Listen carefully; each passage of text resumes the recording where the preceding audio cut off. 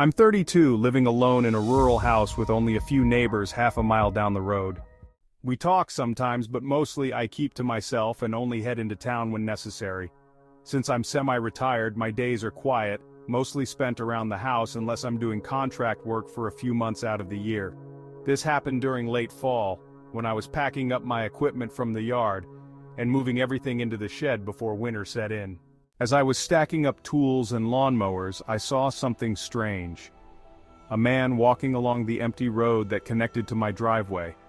He was alone, with no backpack or any sign of camping gear, just trudging down the desolate road with nothing around but a handful of distant houses.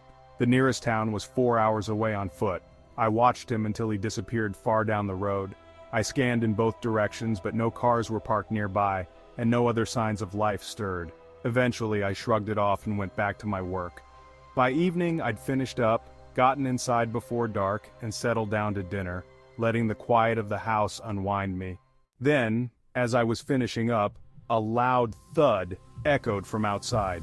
I jumped up from the table, feeling a surge of unease. It sounded like wood striking wood. The shed. I peered out the window into the dim yard. The shed door was wide open, though I was certain I had closed it tight earlier. The door was old, sure, but it had never popped open on its own before. Reluctantly, I grabbed my rifle and headed out, confident it would just be an animal, though I couldn't shake the feeling gnawing at the back of my mind. As I walked toward the shed, the night air was heavy with silence. The fields around were dead still, not a single creature rustling. When I reached the shed, I flicked on my flashlight and aimed it inside. Nothing seemed out of place.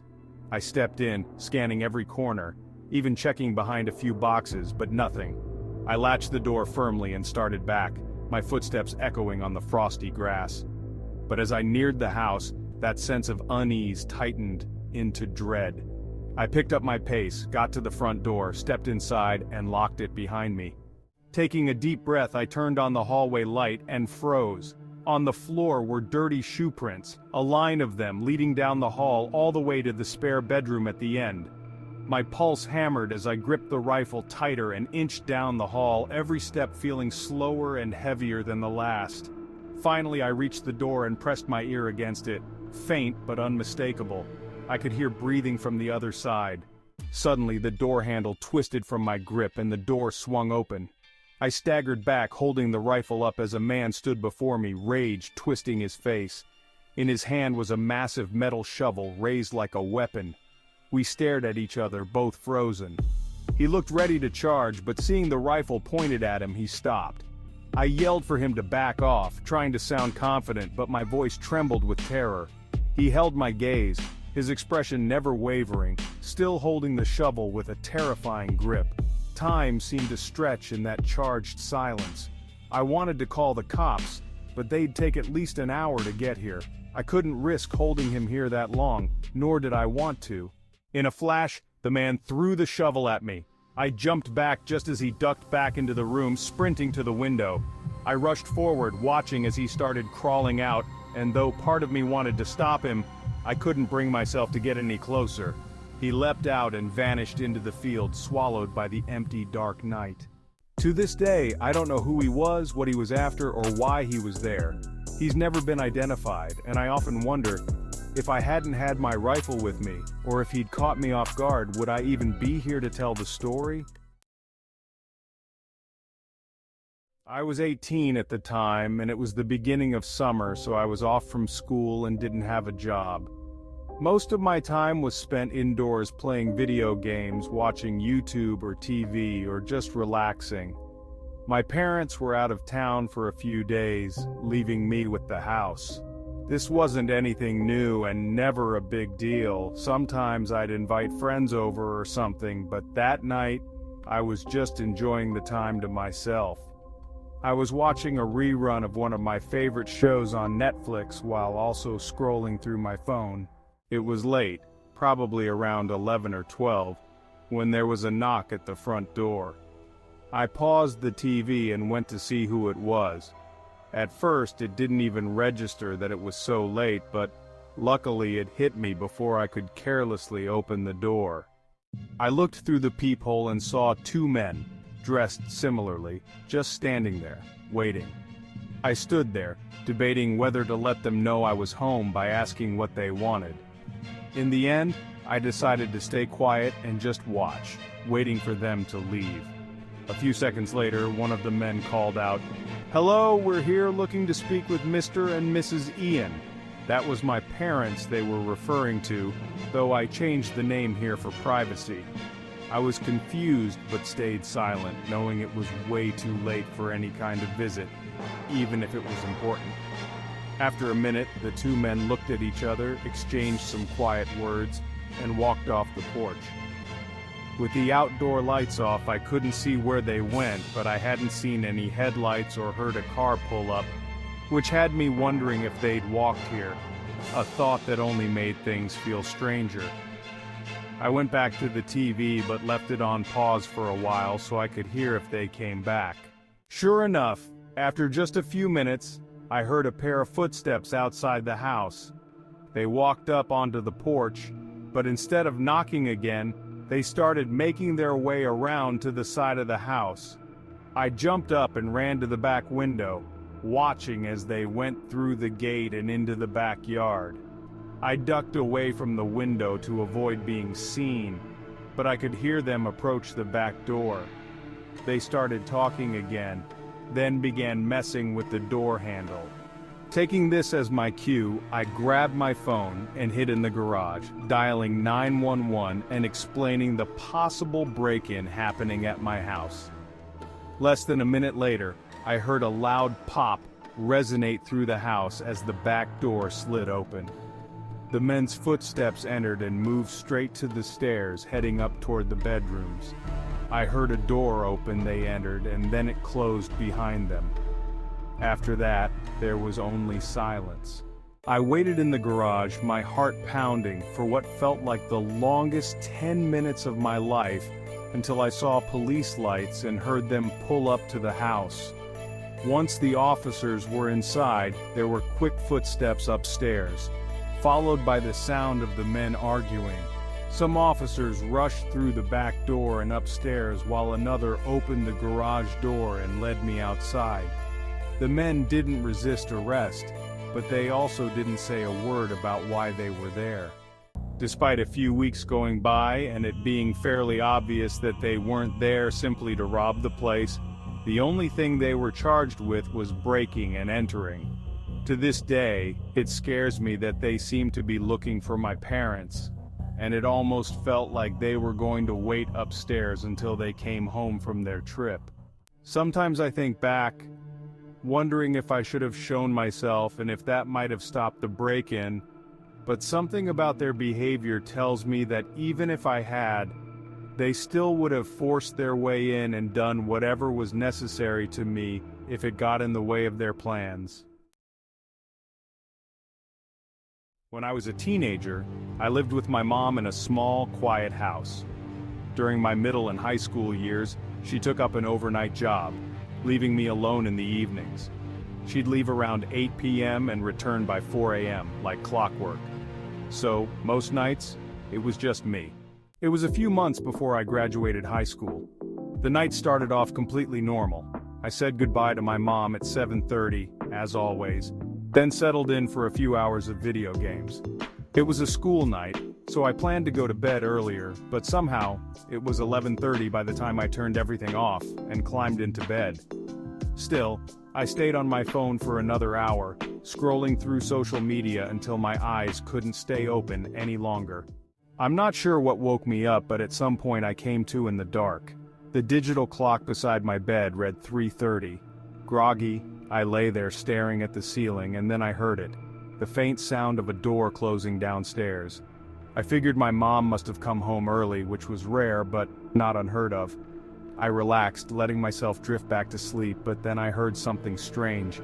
Slow, steady footsteps moving from room to room downstairs. Usually my mom would head straight upstairs after work, but whoever was down there was lingering, almost wandering. The footsteps had a deliberate slowness to them, as if they were exploring. I could hear them move from the kitchen to the living room, then down the hallway. I was wide awake now, and something felt wrong. I sat up, straining to listen. My mind raced through the possibilities, but none of them seemed right. Slowly, I reached over and turned on my bedside light, hoping the glow might reveal something reassuring. Instantly, the footsteps stopped. But then, just as I was about to turn back, something caught my eye. Faint but clear on the kitchen floor was a single wet footprint. I froze, my stomach dropping. My mom would have come upstairs by now. Whoever had made that footprint wasn't her. Every instinct told me to turn back, but I had to know, I had to be sure. I moved down the stairs, one step at a time, barely daring to breathe. As I stepped into the kitchen, I looked up and felt every hair on my body stand on end. Sitting at our dining table in complete silence was a man. He wore all black, his face hidden behind a dark mask. I couldn't make out his features, but I could see his eyes staring straight at me. He didn't move, didn't say a word. He just sat there, watching. My mind raced, and before I knew what I was doing, I spun around and ran. I tore back up the stairs, slamming my bedroom door behind me and locking it. I dove for my phone and dialed 911, whispering frantically to the operator, my voice barely audible through my shaking breath. As I waited, I heard footsteps start up the stairs. Slow and deliberate, one step at a time. The operator assured me that help was on the way, but I wasn't sure how much longer I could wait. I could hear him reaching the top of the stairs, pausing right outside my door. And then, just as suddenly, he turned around. I listened as his footsteps moved back down the stairs, followed by the sound of the front door opening and closing. The silence that followed was thick and oppressive. Within moments, headlights flashed through my bedroom window. My mom's car had pulled into the driveway. I dashed outside to meet her, barely managing to explain what had happened. When the police arrived, they searched every corner of the house but found no trace of the man. The only evidence was that single footprint in the kitchen. They suspected the man wasn't here to rob us. Nothing valuable was missing, and he hadn't made a move to harm me. It felt like he was simply waiting, lingering in our home for some unknown reason. But I had a suspicion that chilled me. He was likely here for my mom.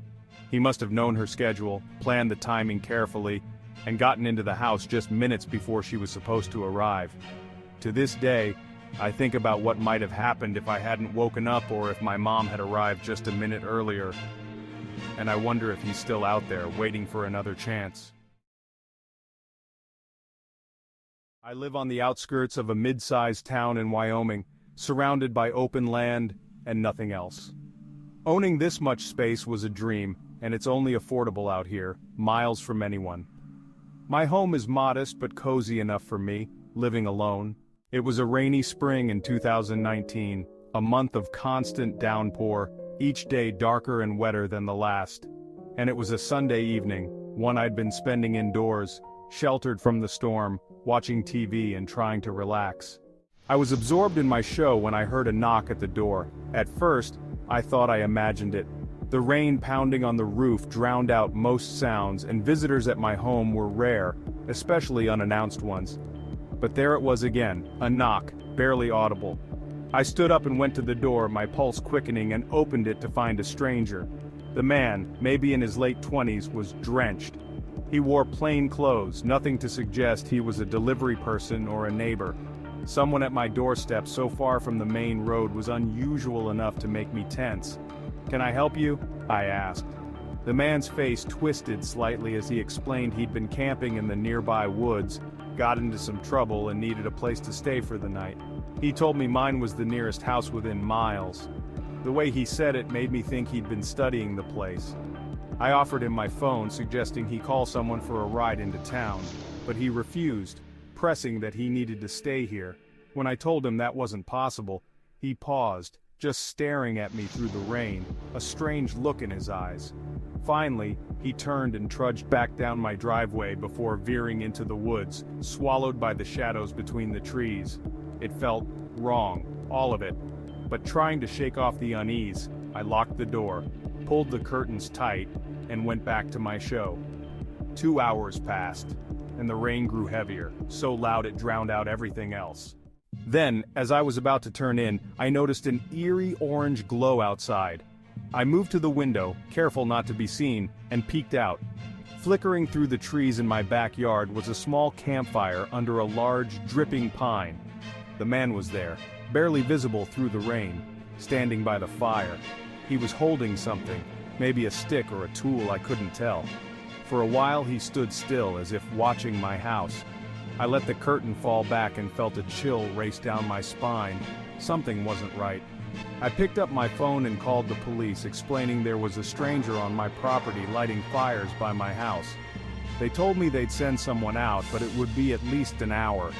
As I hung up, I glanced outside again. The fire still glowed faintly in the distance, but he was gone. My heart pounded as I scanned the yard, my eyes darting from tree to tree. And then from somewhere close, I heard slow, deliberate footsteps approaching. I ran to another window and peeked out. Through the rain, I saw the man's silhouette moving toward my house. This time, he wasn't empty-handed. He was carrying a rifle. My breath caught in my throat as I watched him creep past the windows, making his way to the front door. He stopped and banged on it, the sound reverberating through the house. I shrank back, gripping the edge of the wall, barely daring to breathe. There was a long pause and then, bang! He hit the door again, harder this time, almost splintering the wood. Panicking, I dashed to the closet and grabbed my handgun. With trembling hands, I waited, listening to the man pound at the door with what sounded like the butt of his rifle. He was trying to break in. I knew I had only seconds before he'd be inside. I took a deep breath, aimed toward the door, and fired a warning shot. The sound rang through the house, deafening me for a moment. When my hearing returned, I listened intently. There was nothing but the heavy patter of rain on the roof. I waited, heart hammering, until I couldn't stand it any longer. Slowly, I approached the front door and peered through the peephole. The porch was empty. Through the sheets of rain, I saw footprints leading away from my door, deep and muddy. He had run off as soon as I fired. The police arrived half an hour later, long after the man had disappeared. They combed through the property, checking the woods where I'd seen the fire. Near the spot, they found something disturbing. A duffel bag, dirty and half buried under loose dirt. The bag held what they called a burglary kit: flashlights, duct tape, rope, and a knife. It looked like it had been planted there, waiting for someone to dig it up. They told me the man must have been scoping out my house, coming close enough to plant this kit in advance.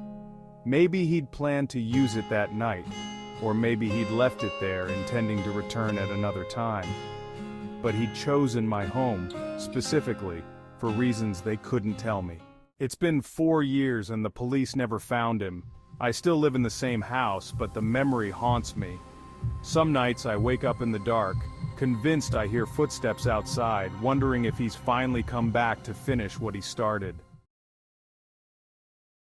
When I was 10 years old, I lived in Mesa, Arizona, in a neighborhood that had its fair share of trouble. My childhood innocence shielded me from many dangers, but that night would open my eyes to a reality I had never considered. It was around 8:40 p.m. when I started walking home from my friend's house. The sun had set long before, leaving the streets shrouded in darkness. My mom always insisted I be home by 9, and I had learned to time my departures to ensure I wasn't late. The streets were familiar, just a couple of blocks, and I felt safe enough during the day. But as darkness fell, the world transformed. As I walked, the chirping of crickets filled the air, and I noticed a peculiar silence settling around me. That's when I heard a woman calling my name. "Hey, is that you? Your name?" I turned to see a woman approaching. She was someone I recognized, a friend of my mother's, but I didn't know her well. "Hi," I replied, smiling, trying to mask my unease. "What are you doing out here?" She stepped closer, urgency in her tone. "Your mom sent me to get you. There's been an emergency, and I need to take you home." Panic washed over me. "What kind of emergency? It's serious," she insisted. "We need to hurry. Your mom's in the hospital." I hesitated, feeling a knot form in my stomach.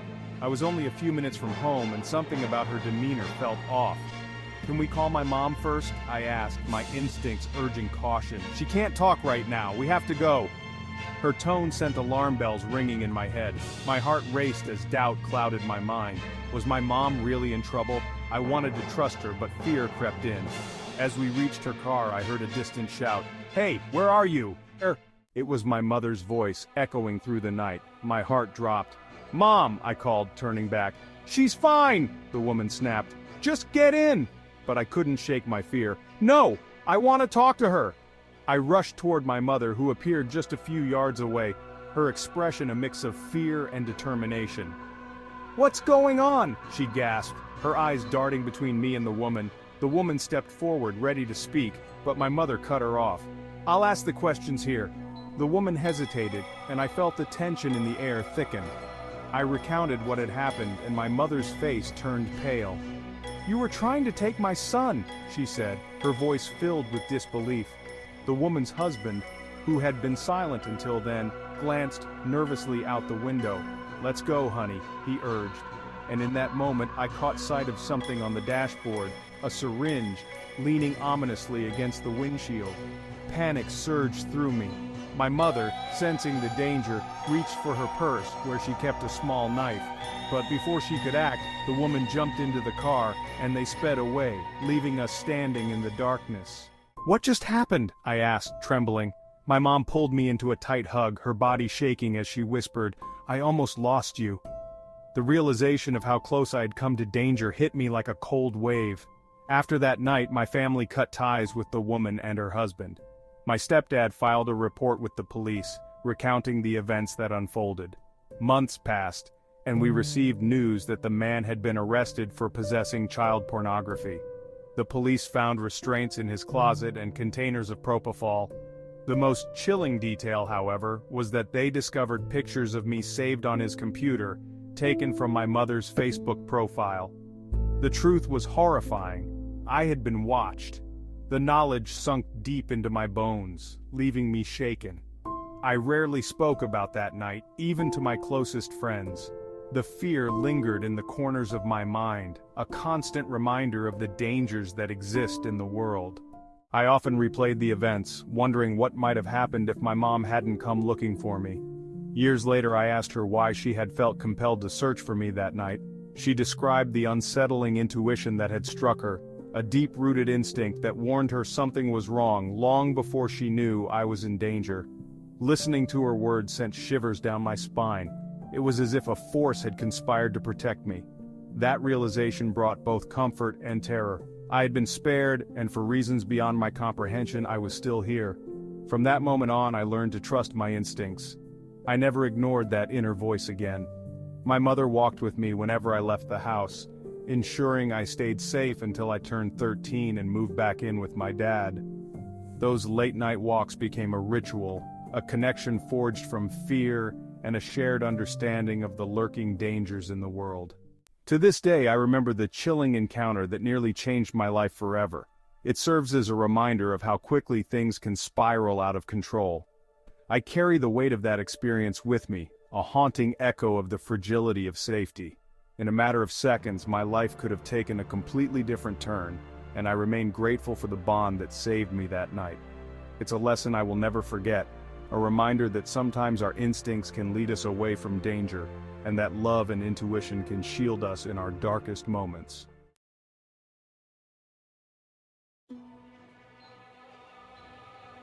Halloween was coming, and the night felt eerily perfect for ghost stories. My friends and I sat around a campfire, its glow flickering shadows onto our faces. Sarah, usually quiet during our story sessions, seemed hesitant but finally said, "I have a story. It's about my parents' first date. It's true." Her voice had a seriousness that silenced us all. Sarah's parents, Lisa and David, had met at a mutual friend's party. She was charming but reserved, and he was a bit of an adventurer. After a fun first date, David suggested they take a midnight hike in Provo Canyon. Though unusual, Lisa went along, figuring it'd be a memorable experience. They each drove to the canyon, parked their cars, and met at the trailhead. The night was pitch black, with no moonlight, only a stretch of stars overhead. They began the hike, David pointing out constellations to keep things light. Lisa laughed, but she was uneasy in the darkness, relying on his knowledge to guide her along the trail. After a while, David suddenly stopped, A prickling sensation crawled up his spine like eyes watching from the shadows. He brushed it off, not wanting to seem paranoid. "It's nothing," he murmured, continuing forward, but the feeling wouldn't leave him. It clung to him, a persistent dread gnawing at his gut. "Are you okay?" Lisa asked, sensing his discomfort. "Yeah, just thought I heard something," he replied, keeping his tone casual. They passed under a thick cluster of trees where the starlight was swallowed by branches that intertwined like skeletal fingers. David hesitated, feeling something like a magnetic pull to keep moving forward, even as his instincts screamed at him to turn back. Lisa felt it too, the thick, choking sensation of being watched. She glanced at David, hoping he'd suggest they turn around. But curiosity overrode caution, and they pressed on, following the dark path ahead. Then David's foot struck something soft. He froze, his heart thundering. Whatever he'd stepped on wasn't a branch or a rock. A faint metallic smell lingered in the air, one he couldn't quite place. "Did you smell that?" he whispered. Lisa felt her stomach drop as she looked down, squinting into the darkness. She didn't answer, but her face was pale, her breathing shallow. Hands shaking, David fumbled for the tiny flashlight on his keychain. He switched it on and directed the weak beam toward the ground. His breath caught in his throat as the light fell on a sprawled figure, a human body, twisted unnaturally, limbs splayed at impossible angles. Lisa gasped, clasping her hand over her mouth. They stood there paralyzed, their minds struggling to process the horrific scene before them. David wanted to move, to pull her back, but he couldn't tear his eyes from the body. A sudden rustle in the trees shattered the silence. David's flashlight jerked up, illuminating a dark figure standing just beyond the reach of the light. The man's face was hidden, but his posture was predatory, his gaze cold and unfeeling. David's heart raced. He felt a chill run through him as he realized they weren't alone, and that whoever this was had likely been watching them for some time. Without a word, he grabbed Lisa's hand and ran, their feet pounding against the trail as they sprinted back toward their cars. David didn't dare look back, too terrified of what he might see. The only thought in his mind was escape. They reached the trailhead, breathless and panicked. Neither of them spoke as they scrambled into their cars, peeling out of the parking lot and speeding down the canyon road. The silence was thick, both of them too shaken to say anything, each lost in their own terror. Years passed, and David and Lisa married. They tried to forget about that night, to leave the memory buried in the dark recesses of the canyon. But sometimes, when David closed his eyes at night, he could still feel that presence watching him, waiting in the shadows. One evening, they were watching the news when a story came on that froze them in place.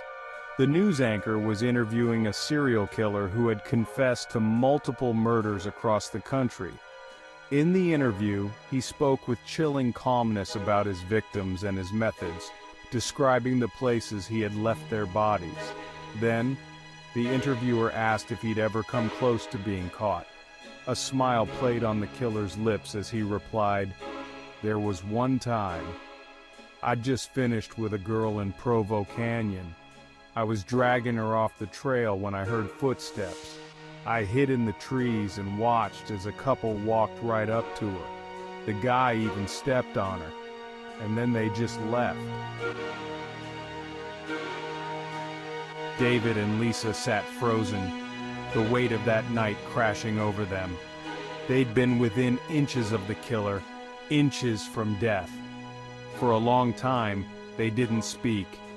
The memory of that night had resurfaced with terrifying clarity, and as they sat there, they realized just how close they'd come to a fate far darker than they'd ever imagined. David often found himself thinking about that night, about the body on the trail, the figure in the shadows. And every time he did, he felt that same chilling fear, the fear that had saved them, urging them away from the darkness lurking in Provo Canyon.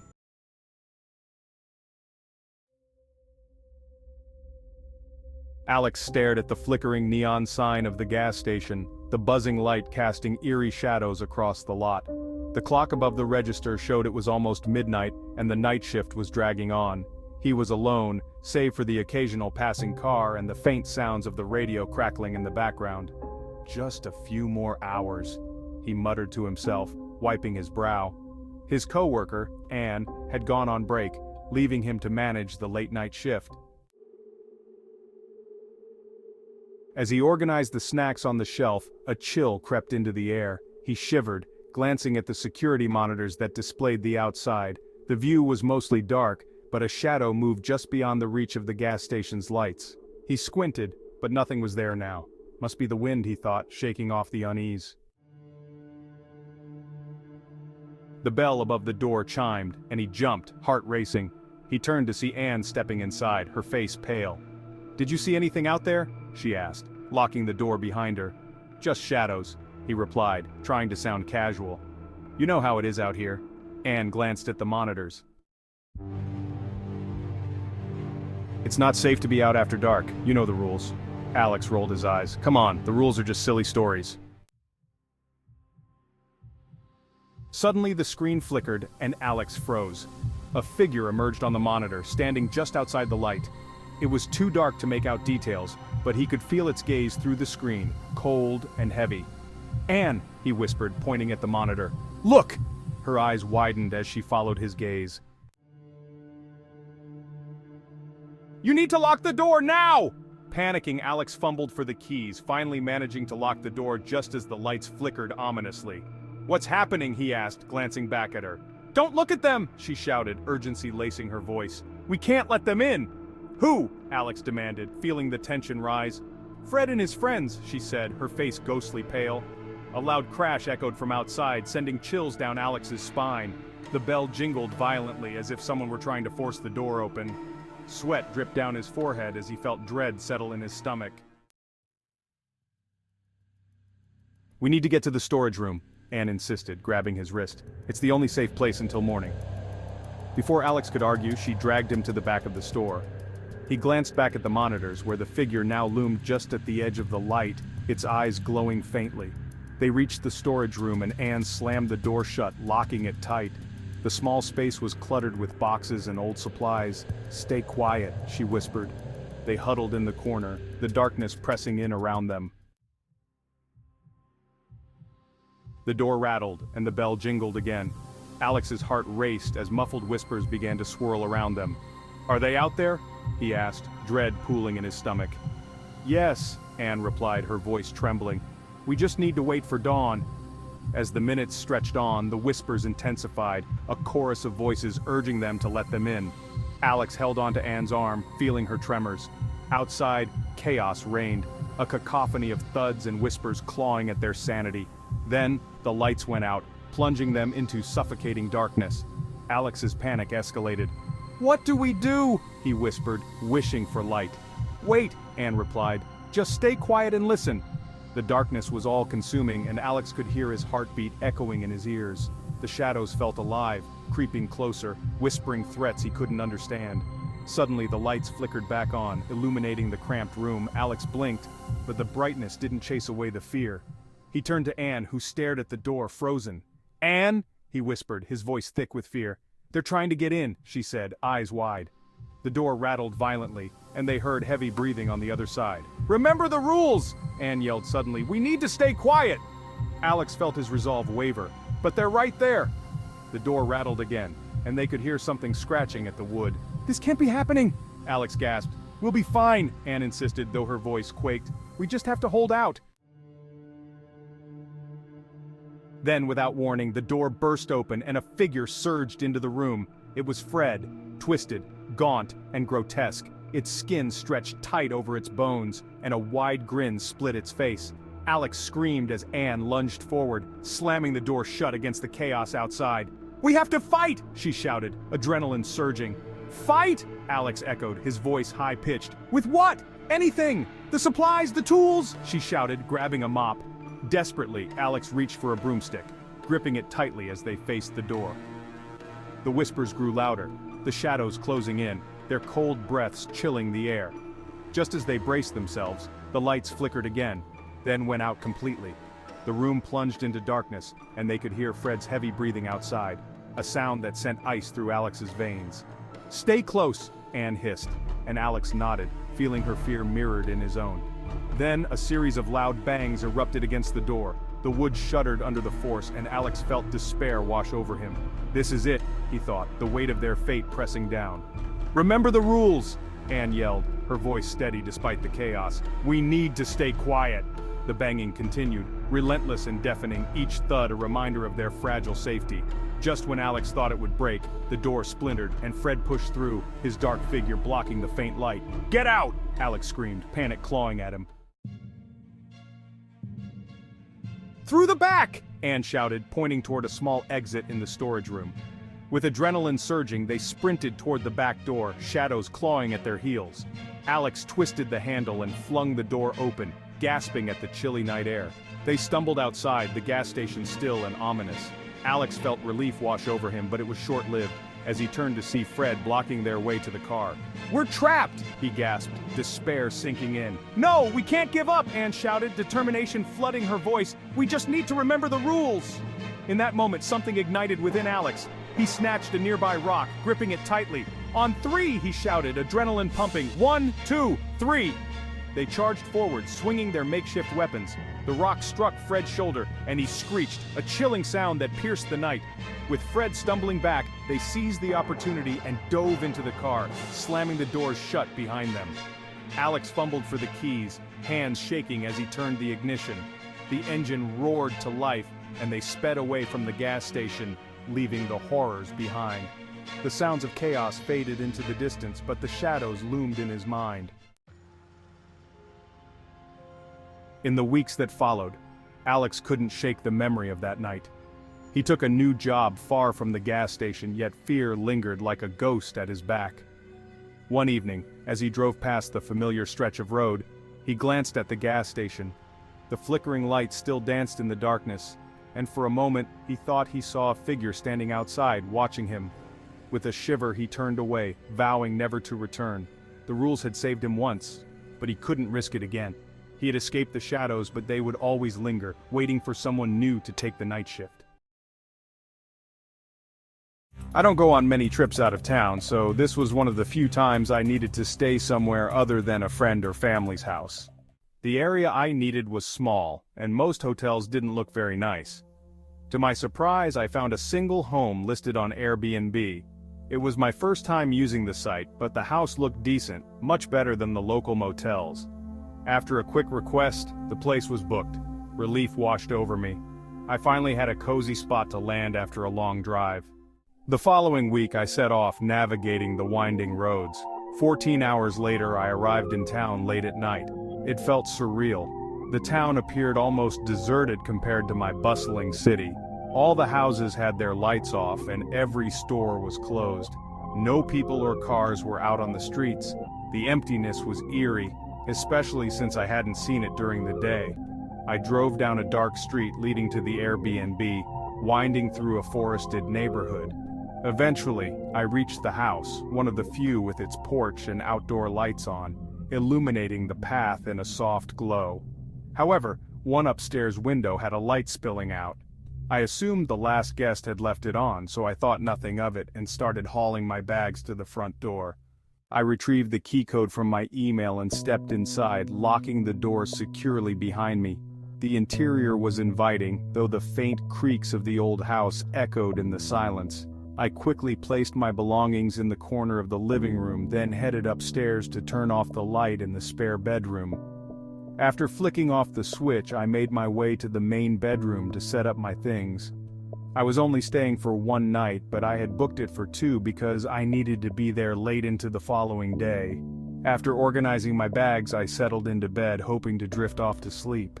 Just when I thought I might finally rest, a loud thud reverberated through the walls. I sat up quickly, heart racing, staring at the door, trying to fathom what could have caused the sound.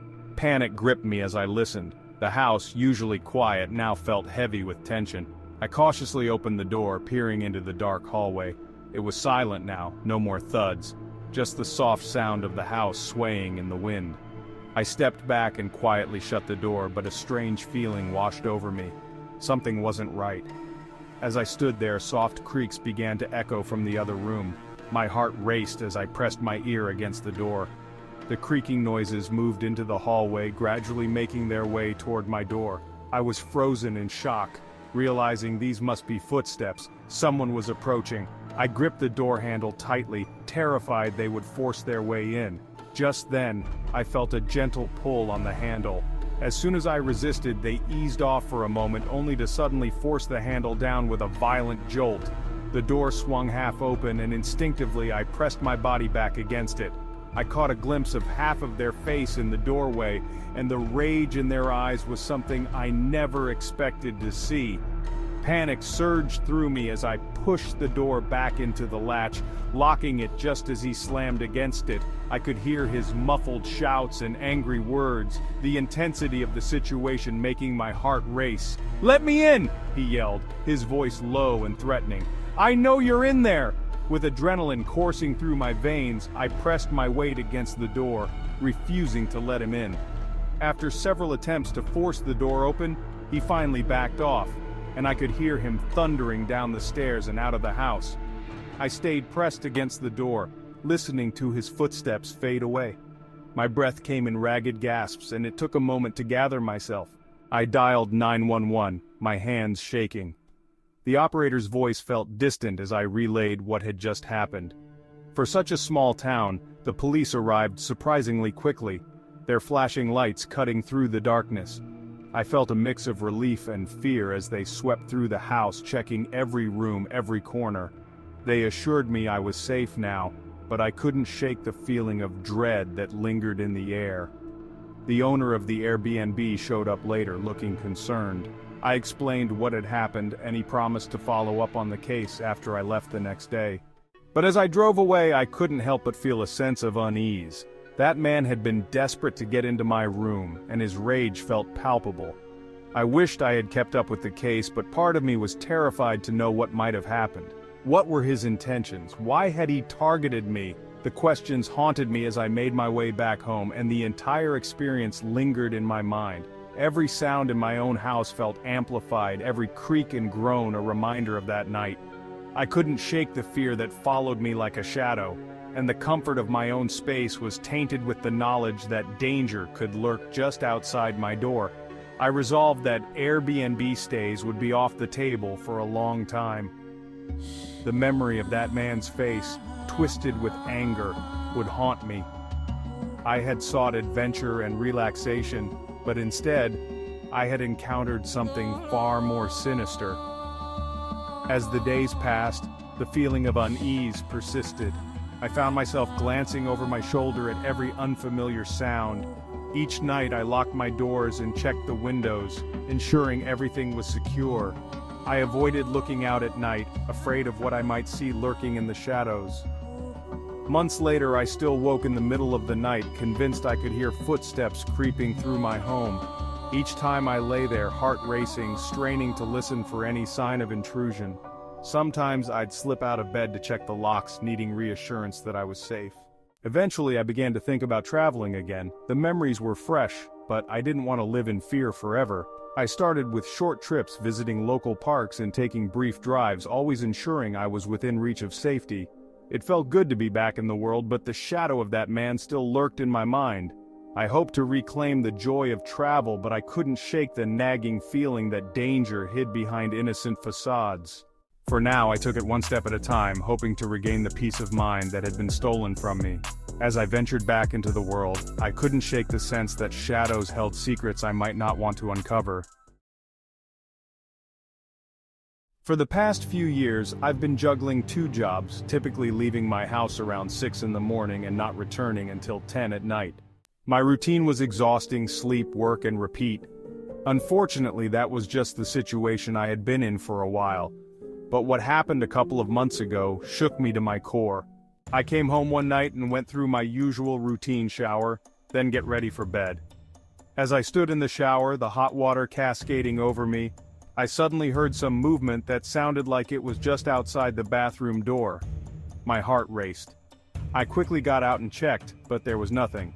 I figured it had to be the house creaking or something. I finished cleaning up and crawled into bed, but throughout the night, I kept hearing odd noises coming from all around the house. It was mostly a sort of creaking, like if it was really windy outside and the house was swaying. But there was no wind and no reason for the house to be making any noise. At one point in the middle of the night, I even got up and walked around to try to find out what it was, but I found nothing. The next morning, I was so tired I could hardly keep my eyes open, relying heavily on coffee to keep me awake. When I finally got home after work, I was exhausted and desperate for a good night's sleep. I went right upstairs and turned the shower on, but just as I was about to step in, I heard something outside the bathroom door again. This time, it sounded like it passed right by and left the bedroom. My heart sank. It really sounded like something had moved across my room. I knew I had to look to see if someone was there, but a wave of unease washed over me. When I finally mustered the courage to peek, I didn't see anything. I walked through the whole house, doing a quick check of each room, but I was convinced there had to be something odd going on inside the walls or under the floorboards. I took my shower and climbed into bed, finally falling asleep just before midnight. I woke up suddenly knowing something was wrong. It was very dark, so it was still well into the night, and the entire house was silent. I wasn't sure what had woken me, but I felt it had something to do with the sounds I'd been hearing. Peering over at the door, I noticed the faintest movement of a shadow creeping under the crack. My heart raced as I jolted upright, staring across the room. I watched in horror as the shadow moved away from the door and began walking down the upstairs hallway. Frozen in fear, I felt a surge of adrenaline push me out of bed, and I swung open my door. Standing at the end of the hallway was the dark outline of a man. His eyes stood out, piercing through the darkness with a sense of anger and restlessness that sent chills down my spine. I slammed my bedroom door shut and locked it. The man's footsteps thudded as he went down the stairs, and it took another 30 seconds before I heard him leave the house. I quickly called the police, my hands shaking as I tried to explain the situation. They arrived as soon as possible but didn't have much luck. They found a few signs that a man had been in my house for at least a few days, but that was about it. I was left with terrifying questions. Where was he hiding? I always think back to when I'd hear him walk past the bathroom door. Maybe he had been sleeping in my bed, quickly hiding in the closet until I got in the shower, using the opportunity to slip out of the room. Why did he spend that extra time downstairs before leaving the house when he knew I'd seen him? Did he think he could evade the police? Everything is just speculation at this point, but knowing that some random man was hiding in my house while I was sleeping is horrifying. I still shudder when I think about it. As far as I know, the man hasn't come back, and there have been no updates on his identity. Every creak I hear in the house now sends me into a panic. I can't shake the feeling that he could return at any moment, lurking in the shadows, waiting for the perfect opportunity to strike again.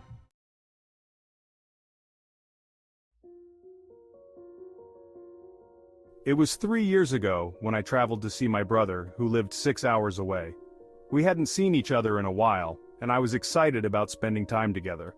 However, he lived in a one-bedroom apartment, so I needed a place to stay. After searching online, I found a modest house on Airbnb that was just as affordable as nearby hotels, so I quickly booked it. I arrived in town early in the morning, met my brother for lunch, and we spent the afternoon catching up. By 5 p.m., I was back at the rental, feeling fatigued from the day. The house was simple, with a couch, a TV, and a bed.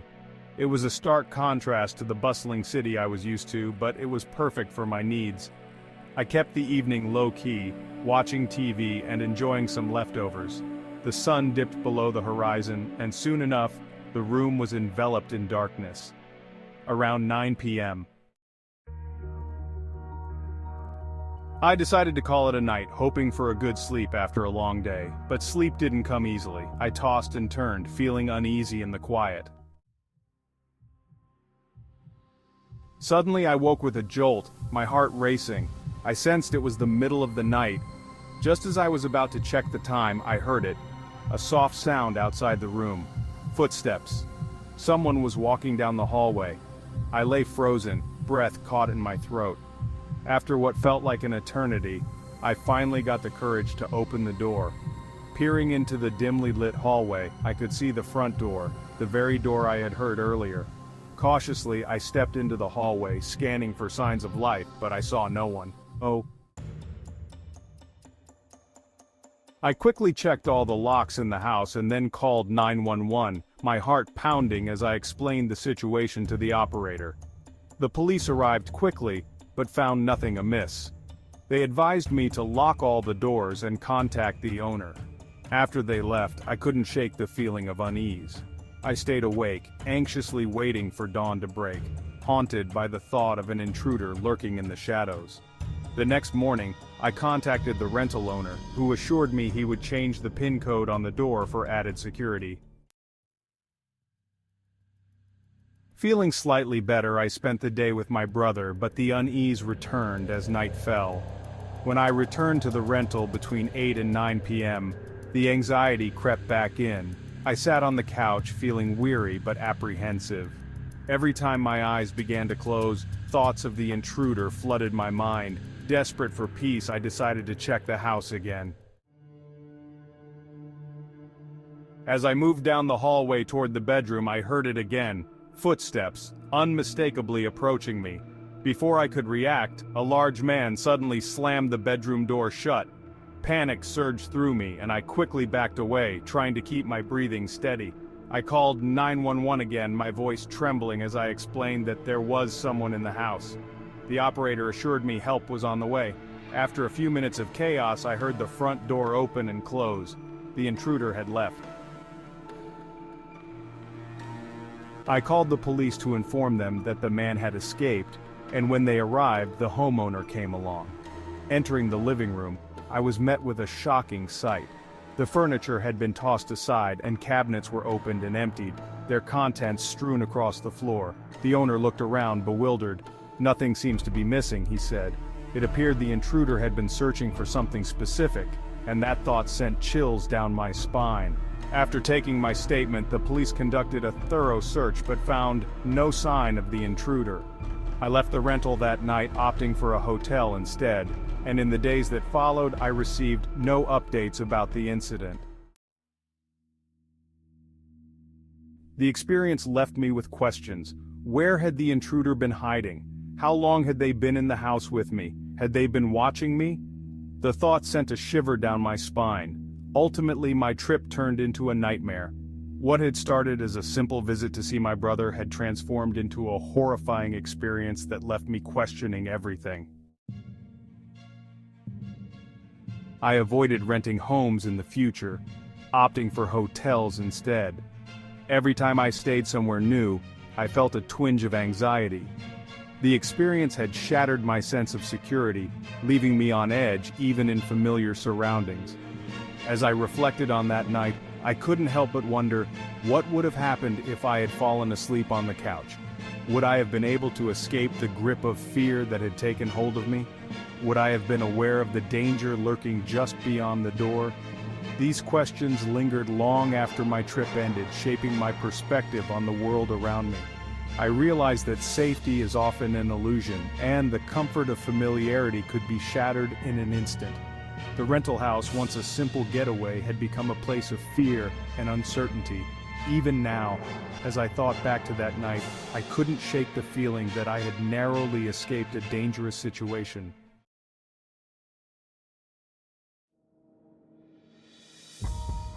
I was 22 at the time, living in a very small one-bedroom house in the cheapest area of my city. After work on a Friday night, I hopped online to game with a bunch of my friends. It was the perfect night for staying up late with a heavy downpour outside and no work or school the next day. We played for probably 2 hours, completely immersed in our virtual world, until a sudden sound had me pause everything for a minute. It was a thump, sounding like it was coming from upstairs. My initial concern was a possible leak in the roof caused by the relentless rainfall, so I decided to investigate. The only rooms upstairs were the single bedroom and a half bath, and neither of them showed any signs of leaks or water damage. After thoroughly checking, I ran back downstairs, brushing off the noise as my imagination getting the best of me, and got back online with my friends. I was on for a while, only logging off at 2 o'clock in the morning when everyone else decided to call it a night. I shut everything off and sat on the couch with some snacks, watching YouTube on my phone to unwind. Just 10 minutes in, I heard another thump, this time more pronounced. It was from upstairs again, but it was so muffled that it almost sounded like it was on the roof or something. Determined to uncover the source of the noise, I did an even more thorough search of both my bedroom and the bathroom upstairs. But again, there was nothing amiss. I was sure it wasn't thunder either. The sound vibrated through the walls like something was literally hitting the house. After 10 more minutes of searching, I was so fixated on figuring it out that I put on my shoes and ventured out into the rain, hoping to find something more noticeable from outside. At first I saw nothing significant, just the relentless downpour drenching everything in sight. But then, I noticed a tree branch getting pretty close to the side of my house. It was a large, sturdy branch that was a good 3 or 4 feet away from the siding. Even in the rain, it wasn't swaying much at all, making it seem unlikely that it could reach the side and bang against the house. As I stood there contemplating, I noticed a small window on the house that the tree kind of covered up. It was higher than my bedroom window, which meant it had to be an attic. I had no idea there was an attic in this house. The hatch was definitely nowhere noticeable, and the roof wasn't a steep slope, so it didn't look like there would even be room for one. This hidden window was the first I'd ever seen to indicate there might be an attic. Feeling a surge of curiosity, I went back inside and started searching for the hatch I knew had to be somewhere. It took a minute, but I found it inside my bedroom closet. It was small and perfectly smooth, with the ceiling blending in so seamlessly that it was almost as if it was meant to go unnoticed, aside from the tiny gaps where it opened. I stood on a box and pulled it down, releasing a rusty ladder from the opening. Immediately I was hit with a putrid smell that made my stomach churn, followed by another thump sound from below. The attic looked extremely short, maybe only 2 feet tall at most. With trepidation, I climbed up the ladder, peering into this tiny space that resembled a wide, dark tunnel. As my eyes adjusted to the darkness, I could make out a figure ducked down at the far end by the window, crouched on all fours and looking straight at me. The instant our eyes locked, a surge of adrenaline shot through me, and I nearly lost my grip on the ladder, scrambling to get down and escape. My heart raced as I heard shuffling sounds behind me. I grabbed my phone and bolted out of the house, calling 911 from my driveway, my hands trembling with fear. The cops arrived quickly and detained the man, who turned out to be just some homeless person. Apparently, he had climbed the tree up to the window and made his way in, staying hidden up there for at least a week without me ever noticing. The absurdity of it all was almost unbelievable. I moved out very soon after that. Every house since, I've always checked the attics thoroughly. But the one thing that has stayed with me is the chilling image of that man at the end of the attic, on his hands and knees, staring at me with eyes that held a mix of both fear and anger. That night changed everything for me, leaving a shadow in my mind that I could never shake. Even now, as I sit in my new place, I can't help but glance at the ceiling, wondering if I'll ever truly feel safe again.